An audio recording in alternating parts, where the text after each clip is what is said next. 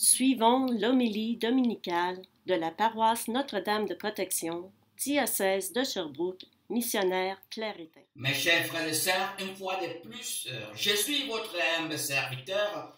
Au nom de la paroisse Notre-Dame de Protection, je vous présente l'homélie du deuxième dimanche de Carême à Nicée. Mes chers frères et sœurs, ce dimanche, nous sommes rappelés à travers notre première lecture que nous ne devons pas laisser le désespoir nous envahir parce que le désespoir est la cause de notre échec. Le désespoir nous conduit à l'échec. Ce mot est très petit, désespoir, mais ça commence un peu avec l'esprit de doute. Dès que l'esprit de doute s'installe, l'esprit de désespoir s'installe.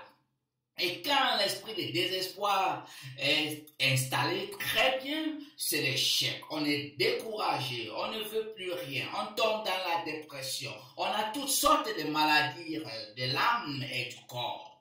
Et c'est pour cela qu'aujourd'hui, dans notre première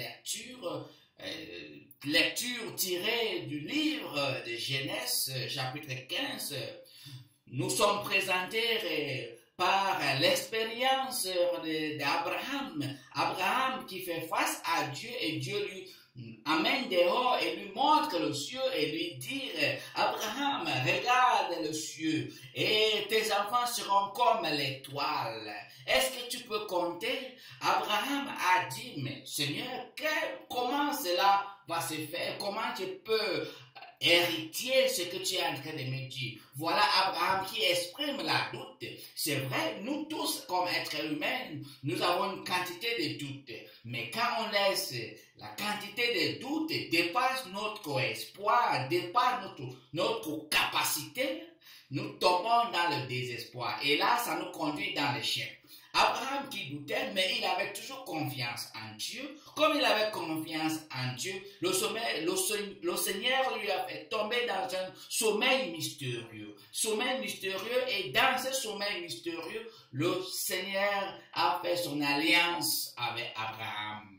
Et c'est pour cela qu'ici, ça nous rappelle de notre baptême.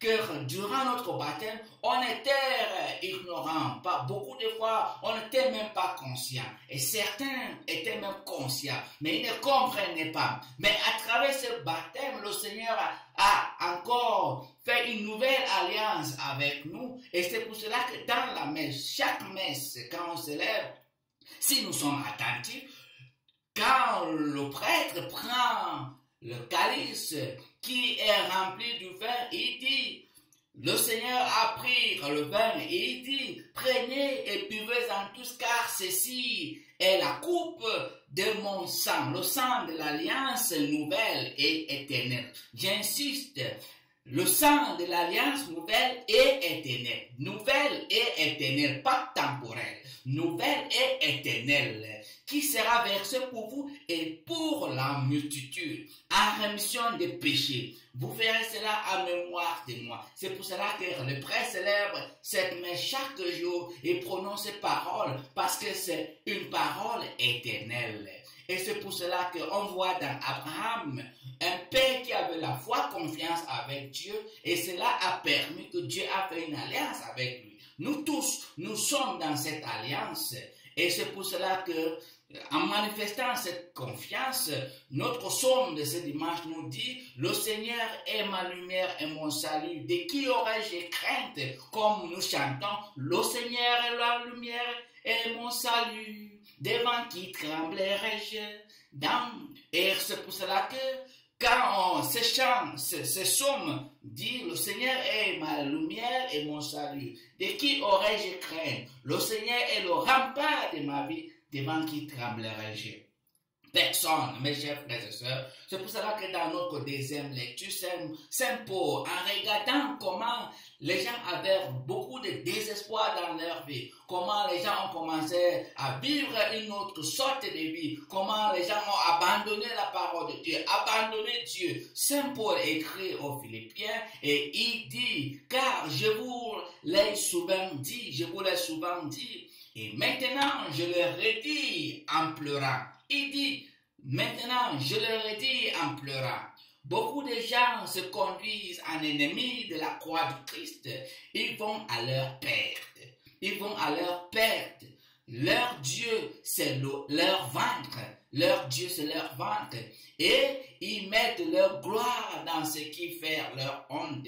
Ils ne pensent qu'aux choses de la terre. Mais nous avons notre citoyenneté dans les cieux. Nous avons notre citoyenneté dans les cieux, d'où nous attendons comme sauveur le Seigneur Jésus-Christ. Fin de citation. Mes chers frères et sœurs, voilà un pot encore qui vient réanimer la confiance de ce peuple à Dieu pour les rappeler qu'il ne doit pas s'attacher sur les choses de cette terre, mais il doit utiliser les choses de cette terre pour le bien commun, pour le bien de tout le monde et pour la gloire de Dieu. Et c'est pour cela que c'est là parfois qu'on attend. Quelqu'un dit, oh, je suis Camerounais, je suis Ivoirien, je suis Canadien, je suis Américain, je suis Français, je suis Allemand, je suis Tchadien, et toutes sortes d'appellations. C'est très bien dans la société pour que la société soit organisée. Mais à la fin, c'est quoi? Nous tous, nous sommes appelés être conscients que nous sommes des citoyens. Nous sommes des citoyens des cieux.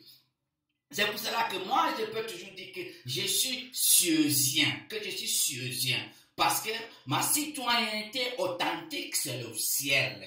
Et c'est pour cela que j'ai le droit de vivre partout dans le monde, là où je veux. Et si les hommes ne veulent pas que je vive là où je veux, je sais que j'ai une maison quelque part qui personne ne peut pas me refuser de vivre là-bas, c'est le ciel. Et c'est pour cela que nous tous, nous sommes appelés d'avoir cette conscience pour aimer les uns et les autres. C'est pour cela que Jésus, qui a constaté ce doute, ce désespoir parmi ses disciples, il les a amenés sur la montagne, d'où il s'est révélé, et les apôtres ont vu un peu de sa gloire, et Saint Pierre, en éclatant de joie, pris par la joie, et il a dit au Seigneur, s'il vous plaît, construisons 3 tentes ici. Il voulait rester là-bas parce que la gloire était immense. Et c'est pour cela qu'avant même d'y finir, la voix est sortie de Dieu le Père qui a dit, voici mon enfant bien-aimé, à qui j'ai mis ma confiance. Écoutez-le. Oui, celui-ci est mon fils, celui que j'ai choisi. Écoutez-le, écoutez-le, écoutez le Seigneur Jésus-Christ. Et c'est pour cela que le Seigneur Jésus-Christ, durant tous ces années sur la terre, il insistait, aimez Dieu premièrement et aimez vos prochains, aimez-vous les uns et les autres. Et voilà la clé de notre existence, la clé de bien vivre.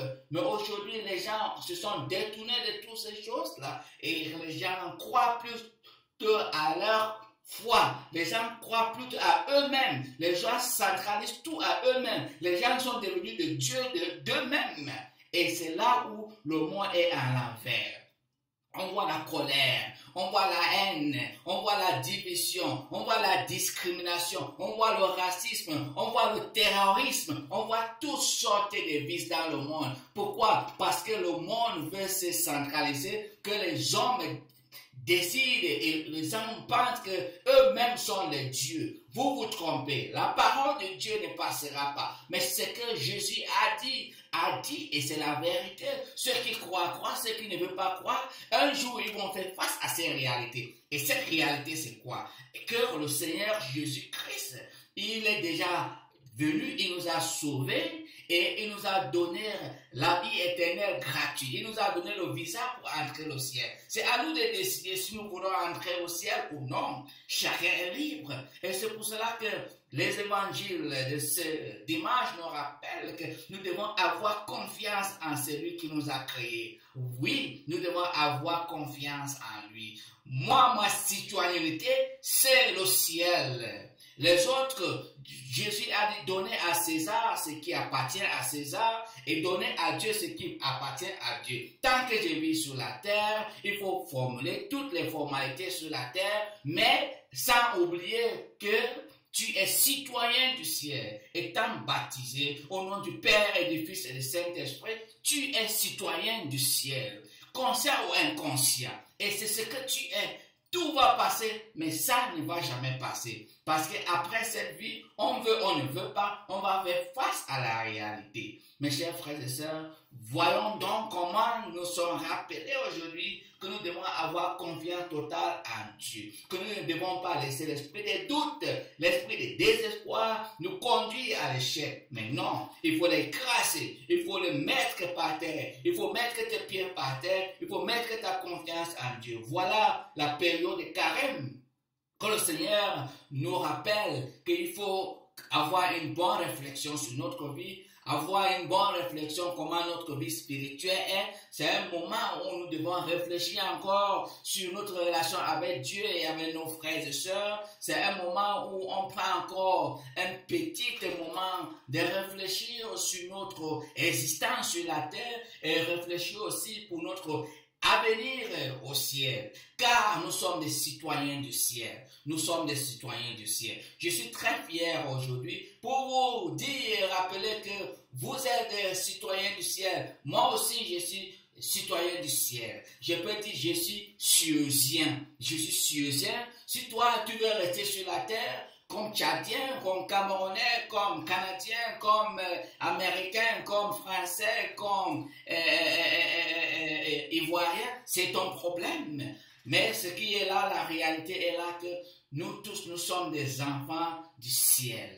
Jésus nous a sauvés. Il ne va pas nous sauver encore une deuxième fois. Il nous a déjà sauvés. Nous tous, nous avons le visa à entrer au ciel. C'est à chacun de voir s'il va voyager ou non. Mais moi, je sais que je suis déjà là-bas. Et mon visa est entre mes mains et je vais voyager. Rien ne peut pas m'arrêter. Pas l'angoisse, pas la tristesse, pas l'échec, pas le doute. Non, rien, comme Saint Paul nous dit dans sa lettre aux Romains chapitre 8. Rien. Qu'est-ce qui peut nous séparer de l'amour de Dieu?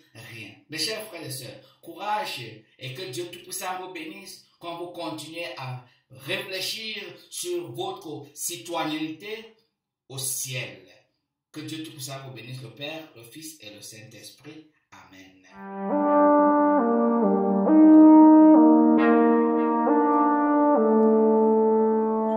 Here is a prayer that will free the world from God's anger. You need it as you travel, as you sleep, as you work.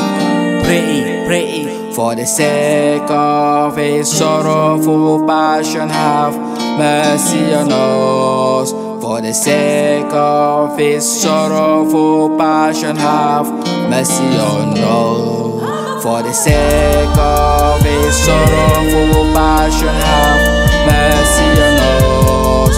For the sake of His sorrowful passion, have mercy on us. And the whole world,